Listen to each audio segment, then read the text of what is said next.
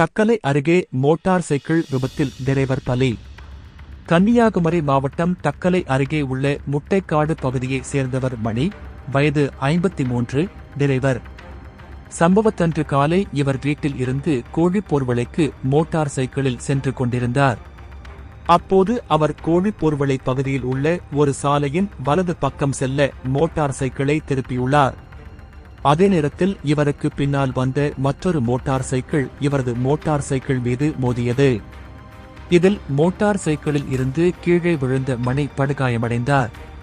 உடனே அக்கம் பக்கத்தினர் அவரை மீட்டு ஆசாரிப்பள்ளம் அரசு மருத்துவமனைக்கு சிகிச்சைக்காக அனுப்பி வைத்தனர். அங்கு அவருக்கு தீவிர சிகிச்சை அளிக்கப்பட்டு வந்தது. எனினும் சிகிச்சை பலனின்றி நேற்று மணி பரிதாபமாக இறந்தார்.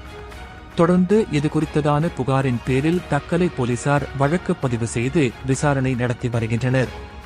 இறந்த மணிக்கு அனிதா மேரி என்ற மனைவியும் ஒரு மகளும் உள்ளனர்.